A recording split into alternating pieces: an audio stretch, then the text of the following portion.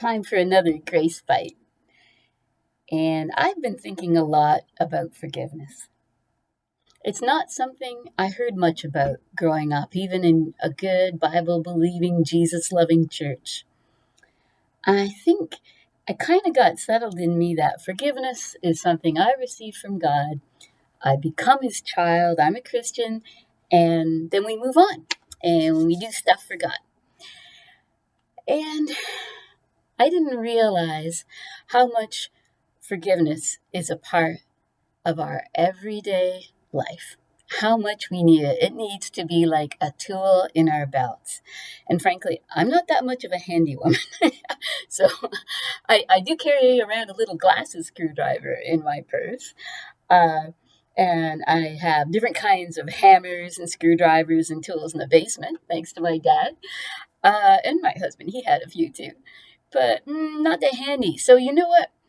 I would even think of forgiveness more like a spoon, a knife, and a fork. Like kitchen scissors. Even better. Okay?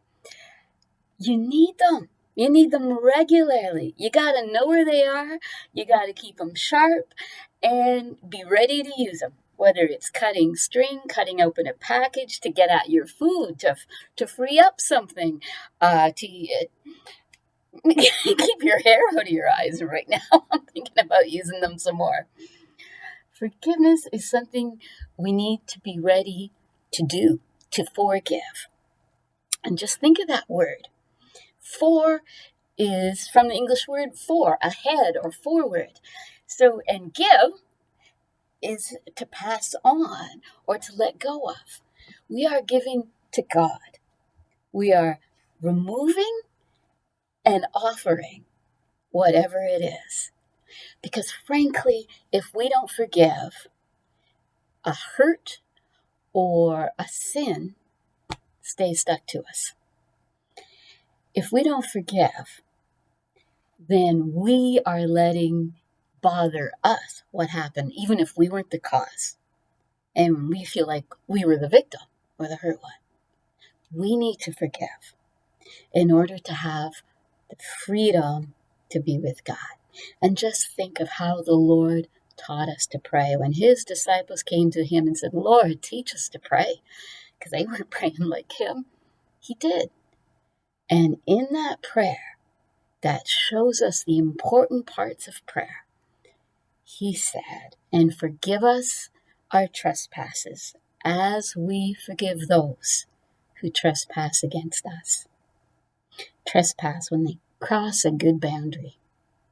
When someone crosses a boundary, and whether it's something that God said is sin all the time, so murder and murder in the heart, or whether it's just crossing a good boundary of not yelling at others, or not saying something that actually hurt me, even though, it's the sort of thing you're comfortable saying all the time, but actually it kind of wounded my spirit because it brought me down, or it caused me to think maybe I'd done something wrong, and it turns out I hadn't.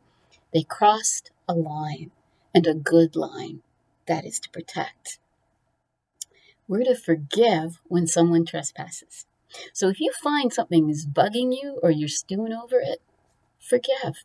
And whether it's just somebody took over and talked too long and you started to stew, just forgive them. And you know what? You can forgive someone while it's happening. It's a wonderful way to go into freedom.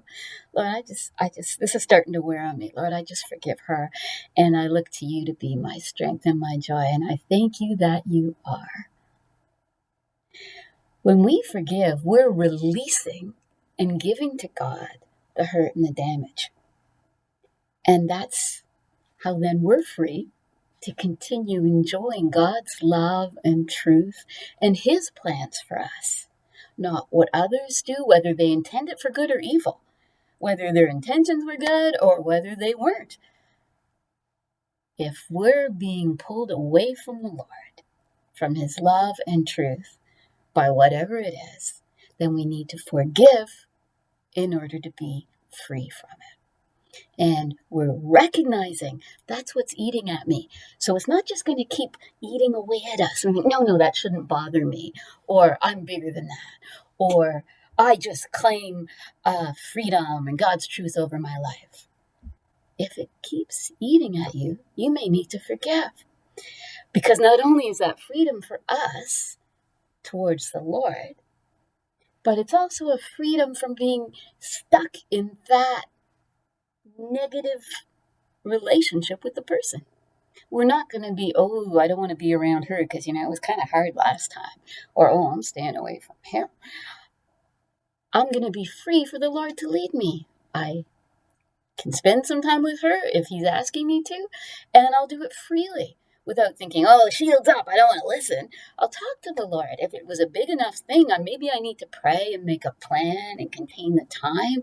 Maybe he's going to show me how to contain the evil, or just what he wants to accomplish with that time. And I'll be free because I forgave and I put it back on him. He's the Lord and he can carry it. Forgiveness is so important. It needs to be like our kitchen scissors. The way Paul put it in 2 Corinthians chapter 2. If you forgive anyone, I also forgive him. And what I have forgiven, if there was anything to forgive, I have forgiven in the sight of Christ for your sake, in order that Satan might not outwit us, for we are not unaware of his schemes. That's 2 Corinthians chapter 2, verses 10 and 11. So you see, Satan is scheming to pull us away from the Lord and divide us from each other. We can have different priorities in a moment, different styles. Somebody's strong way might push me back, or I might take too long qualifying something gently and really bore someone else, or make them think I don't get the point and be concerned. We need to be ready to forgive each other. And this outwits Satan's schemes to harden our hearts to each other. And as they get hardened, then we're receiving less from God. We're less able to be moved by his Spirit, to remember his truth, or to enact it in a loving way. We'll get into defensiveness and self-protection. We'll get into trying to control, to prevent damage, and doing it our way, which will actually be adding sin and giving people more to rebel against. So Lord, help us. Help us to be ready to forgive one another. And that way, we'll be like an oasis. We'll be a refreshing, watering place. Proverbs talks about how wisdom is a tree of life to all who embrace her. Jesus is that tree of life as we come to him. And we can be a tree of life to others as we draw fresh from his water. Not stuck in the sins of others or our own bitterness growing up. Hebrews talks about a root of bitterness can grow up among us. And we need to prevent that. That's one of Satan's schemes. And forgiveness is one of the big ways we outwit Satan and his schemes to pull us apart from each other and from God. So, brothers and sisters, God's forgiveness is ours. We were talking about that last time from Matthew 19, the parable of the unmerciful servant, and how he just didn't really realize he was forgiven. And that's why he was trying to choke more out of others around him. As we realize how much we're forgiven and how much God has for us, as we trust him more, we're more able to forgive others and receive more looking to him. So it's a real sign of trusting God and making a way to soak up more of his grace. Just keep forgiving others.